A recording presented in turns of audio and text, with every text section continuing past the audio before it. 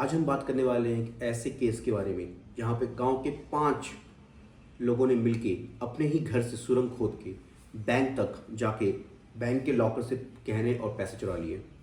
इसी केस की वजह से आगे चल के बैंक के लॉकर्स पे सीसीटीवी डालना मैंडेटरी हो गया। आइए सुनते हैं पूरी कहानी शुरू से। तो कहानी है 27 अक्टूबर 2014 की। दिवाली के बाद पहली बार बैंक खुल रहे थे।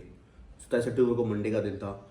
तो मंडे बैंक में स्टार्टिंग में मॉर्निंग में सबसे पहला काम होता है कि बैंक के मैनेजर लॉकर रूम में जाते हैं, वहाँ से कैश कलेक्ट करते हैं और day to day activity start होती है बैंक की। तो जैसे ही उस दिन सुबह बैंक के मैनेजर बैंक के लॉकर रूम में जाते हैं और वो देखते हैं कि बैंक के लॉकर नंबर 181 से 268 टोटल 87 लॉकर्स खुले पड़े थे, उनके अंदर का सामान गायब था। इसके बाद वो तुरंत पुलिस को फ़ोन करते हैं। पुलिस थोड़ी देर में आती है और सबसे बड़ी प्रॉब्लम यहाँ पे ये थी कि उस टाइम पे 2014 में बैंक के अंदर लॉकर्स रूम में कोई भी सीसीटीवी कैमरा नहीं होता था। इनफैक्ट बैंक के पास कोई डॉक्यूमेंटेशन भी नहीं होती किस लॉकर में क्या सामान रखा हुआ था। तो इस पॉइंट ऑफ टाइम पे कुल कितने का लॉस हुआ है इसका कोई एस्टिमेशन नहीं था किसी के पास।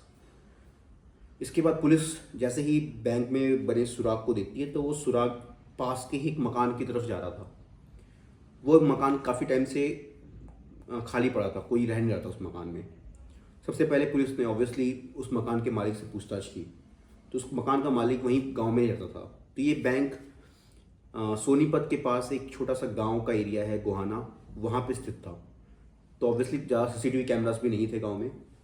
और जो ये मकान का मालिक था उसका खुद का एक दूसरा मकान था गांव में जहाँ पे वो उसकी फैमिली रहती थी। जब से पूछताछ की गई कि तुम्हें कुछ आइडिया है इस बारे में, क्योंकि तुम्हारे ही मकान के एक कमरे से सुरंग खोद के वहाँ तक कोई गया है और सारे लूटपाट की है। तो उसने सबसे पहले यही जवाब दिया कि मैं कोई पागल थोड़ी ना हूँ कि अपनी ही घर में सुरंग खोद के बैंक लूटूंगा। ऑब्वियसली सबसे पहले पुलिस मुझे पकड़ेगी। और जहाँ तक बात रही मकान में जाने की या शक की, तो मैं कभी उस मकान में जाता ही नहीं हूँ। वो 4 साल से खाली पड़ा है, तो मैं कभी गया ही नहीं उस मकान में। तो यहाँ पे पुलिस की जो इकलौता सुराग है, इकलौता जो हिंट था केस को सॉल्व करने का, वो यहीं पे ख़त्म हो जाता है। अब जो पुलिस के बाकी नॉर्मल तरीके होते हैं केस को सॉल्व करने के, सीसीटीवी फुटेज या फ़ोन नेटवर्क करना, इसमें से कोई भी काम नहीं आता। सीसीटीवी क्योंकि सीसीटीवी आसपास कोई था नहीं, क्योंकि गांव का एरिया था। और जहाँ तक बात रही फ़ोन नेटवर्क की, तो वो एक बैंक ऑब्वियसली गांव में स्थित है। तो गांव में एक ही या 2 ही टावर हैं। उस गांव के सारे लोगों का ही टावर आ रहा था वहाँ पे। तो वहाँ से भी कुछ सुराग लग पाना मुश्किल था। तो पुलिस के हाथ कुछ नहीं लगा और इस पॉइंट ऑफ टाइम पे ये लग रहा था कि ये केस अनसॉल्वेबल है, कोई सॉल्व करने का तरीका ही नहीं है इस केस को। इसके बाद जो होता है, अगर वो ना होता तो शायद आज की डेट में ये एक अनसॉल्व मिस्ट्री होती। तो इस केस के सामने आने के बाद हर जगह न्यूज़पेपर, मीडिया, हर जगह इसी बारे में चर्चा हो रही थी। चाय की दुकान से लेके राशन की दुकान पे लेके ट्रेन में, एयरप्लेन में, हर जगह हर कोई इस चोरी के बारे में बात कर रहा था। क्योंकि इससे पहले भारत के इतिहास में कभी नहीं हुआ था कि कोई सुरंग खोद के बैंक के लॉकर में जाके बैंक के से कैश और ज्वेलरी निकाले, ऐसा कभी हुआ ही नहीं था। तो ये केस अपने में एक अनोखा केस था। तो उसी गांव के चाय की दुकान पे एक आदमी नशे में आया और अपनी वाहवाही में कह रहा है कि हाँ, ये चोरी तो मैंने ही करी है। मैंने ही उस मकान में 40 दिन तक मेहनत करी, ये ऐसे गड्ढा खोदा, ऐसे मैंने सुरंग में रिंग के सारे लॉकर्स तोड़े, कैसे मैं शनिवार को घुसा, रविवार को निकला, वो सारी चीज़ें बताता है। वहीं बैठे पुलिस के इन्फॉर्मर ने सब सुन लिया और उसने तुरंत पुलिस को फ़ोन कर दिया। और इस तरीके से एक परफेक्टली एग्जीक्यूटेड क्राइम, एक छोटी सी शराब के नशे में बोली हुई बात से पूरा सामने सॉल्व हो गया। इसके बाद पुलिस उस आदमी से पूछताछ करती है। उसने धीरे धीरे करके अपने सारे बाकी साथियों के नाम बोले, लेकिन जिस तरीके से उसने ये बताया कि कैसे केस पूरी घटना को आइडिया कैसे आया, कैसे एग्जीक्यूट किया गया, पुलिस हैरान रह गई। क्योंकि इस पूरे प्लान को एग्जीक्यूट करने के लिए लॉजिकली देखा जाए तो एक परफेक्ट आर्किटेक्ट, इंजीनियर्स, अच्छे खासे रॉबर्स, जिसके पास अच्छे खासे ड्रिलिंग मशीन, डिगिंग मशीन्स हों, इन सब चीज़ों की ज़रूरत थी। लेकिन एक गांव के 5 लोगों के पास, जिनके पास कोई एक्सपीरियंस नहीं गड्ढा खोदने का या फिर इस टाइप के इक्विपमेंट्स होने का, उन्होंने बड़े ही सावधानी से एक एक चीज़ को अंजाम दिया। आइए बताता हूँ आपको मैं। उसने बताया कि ये 1-2 दिन की नहीं, कुल 40 दिन की प्लानिंग का नतीजा है। तो उस प्लानिंग का मास्टरमाइंड था सतीश। सतीश जो कि एक प्रॉपर्टी डीलर था उसी गांव का, उसका काफ़ी लॉस हो गया था बिजनेस में, तो उसे अपने जल्द से जल्द पैसे रिकवर करने थे और अब कई लोगों को उधार देना था। तो उसने ये आइडिया जाके बताया महिपाल को। महिपाल एक वही आदमी है जिसका वो घर था। तो उसने उसको ये आइडिया दिया कि क्योंकि तुम्हारा घर है, खाली पड़ा है, पुलिस आएगी तो तुम ऐसे से जवाब दे दोगे तो तुमको कोई शक भी नहीं करेगा। तुम्हारे घर से अगर हम लोग सुरंग खोदते हैं तो वहाँ कोई आधा जाता तो है नहीं, तो किसी को शक भी नहीं होगा। तो हम तुम्हारे ही घर से सुरंग खोदेंगे और बैंक तक जाएंगे। क्योंकि सतीश जो एक प्रॉपर्टी डीलर था तो उसको काफ़ी अच्छे से आइडिया है ज़मीन की लेंथ का, विथ का, सबको अच्छे से आइडिया था। तो उसने पूरी प्लानिंग करी। अब इस ये पूरा इसको अंजाम देना इतना आसान नहीं था, क्योंकि जिस जगह से ये जाता है, मकान से जो जाता है बैंक की तरफ रास्ता, उसके बीच में और मकान भी हैं। उन मकान की नींव थी, तो आप नींव के बीच में से गड्ढा नहीं खोद सकते क्योंकि वहाँ पे कंक्रीट आ जाएगा बीच में।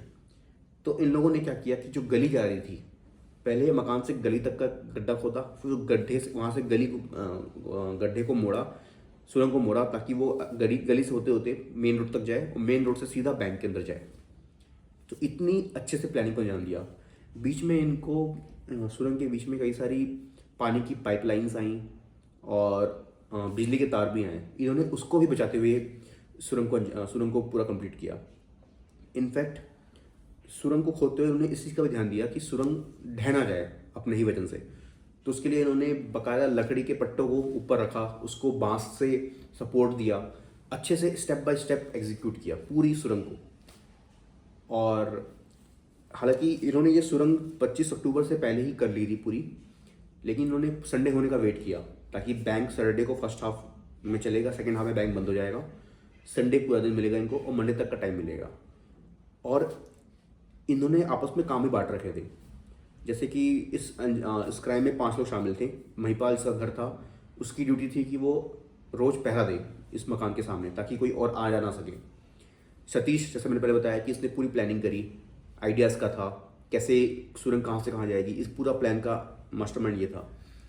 उसके बाद एक कारपेंटर था जिसका काम था गड्ढा खोदने का। इसके अलावा एक आदमी और था, उसका काम था मिट्टी को सुरंग से बाहर निकाल के बाहर तक लेके आने का। और जो चौथा आदमी था, उसका एक काम था मिट्टी को ठिकाने लगाना ताकि किसी को शक भी ना हो। और इन्होंने इतने छोटी छोटी चीज़ों का ध्यान रखा, जैसे कि ये लोग सुरंग सिर्फ और सिर्फ दिन में खोदते थे, रात में नहीं। और ज़्यादा सिर्फ 2 घंटे 3 घंटे ही खोदते थे ताकि ज़्यादा मिट्टी इकट्ठा ना हो रोज़ के रोज़, ताकि उसको मिट्टी को ठिकाने लगाने में किसी को शक ना हो। तो बहुत ही बारीक बारीक चीज़ों का ध्यान रखा और लास्ट में कैसे छोटी सी चीज़ पे दारू के नशे में उन्होंने पूरी प्लानिंग रख दी। वरना अगर वो नहीं बोला होता तो कोई चांस ही नहीं था इसको पकड़े जाने का। अब इस घटना के बाद कई सारी इम्प्रूवमेंट्स आई हैं बैंक के लॉकर्स को लेके, बट 2022 तक की जो न्यूज़ रिपोर्ट अवेलेबल है ऑनलाइन, उसके अकॉर्डिंग ये है कि आज तक जो जिन लोगों के बैंक लॉकर्स लूटे गए हैं उनको अभी तक उनका सामान अभी तक वापस नहीं मिला है। क्योंकि जैसा मैंने बताया कि बैंक के पास इन्फॉर्मेशन ही नहीं थी किसके पास कितना सामान है। और दूसरी बात की जो ये मैं बताया, सतीश ये कई सारे कर्जों में डूबा हुआ था। तो जैसे ही लूट का माल मिला इन लोगों को, इन्होंने तुरंत के तुरंत उधार चुका दिया बाकी लोगों का। तो उस वजह से वो अमाउंट भी रिकवर नहीं हो पाया अभी तक। बट इसके बाद से कई सारी इम्प्रूवमेंट्स हुई हैं बैंक लॉकर्स को लेके। जैसे अगर आज की डेट की बात की जाए तो अगर आप बैंक लॉकर में कोई भी आदमी जाता है और उसका बैंक लॉकर खुलता है, तुरंत उसको SMS जाता है कि आपका बैंक लॉकर खुला है। और अब सीसीटीवी मैंडेट हो चुका है, हर एक बैंक लॉकर में सीसीटीवी होना मैंडेटरी है। आप लोग सोच रहे होंगे कि पहले क्यों नहीं था, जबकि 2014 में भी तो सीसीटीवी आ चुका था। तो उसका कारण ये है कि बैंक्स का मानना था कि अगर सीसीटीवी होगा लॉकर रूम में तो लोगों की प्राइवेसी डिस्टर्ब होगी कि वो लोग बैंक के लॉकर में क्या रख रहे हैं।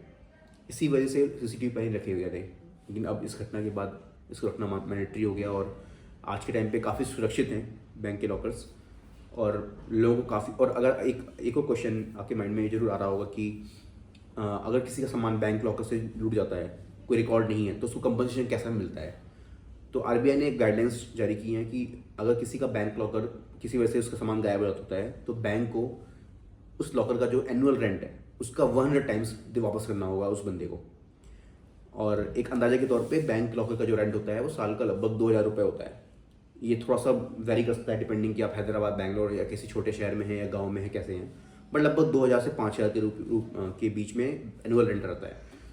तो अगर किसी का सामान चोरी होता है तो उसको लगभग 6 लाख से 10 लाख के बीच में कुछ अमाउंट मिलेगा, जो कि मैं मानता हूँ काफ़ी कम ही है, क्योंकि लोग अगर अपनी ज्वेलरीज रखते हैं और आज के टाइम पे 1 लाख रुपए अगर 1.25 चल रहा होगा शायद से रेट अभी सोने का पर 10 ग्राम, तो बस 50 ग्राम तो सोना किसी के पास नहीं होता है, कम से कम 100 ग्राम तो होता ही है।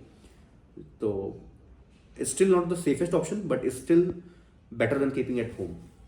तो इसका मतलब ये नहीं कि आप घर पे रखना शुरू कर दें अपना सोने का ज्वेलरी और बाकी चीज़। अभी भी बैंगलोर काफ़ी सेफ है। ये कहानी ही ख़त्म करता हूँ, लेकिन इससे ही जुड़ी एक और कहानी लाऊंगा मैं अगले एपिसोड में। अगर आपको कहानी अच्छी लगी हो तो लाइक शेयर सब्सक्राइब जरूर करें और जुड़े रहें अगली कहानी के लिए। Thank you.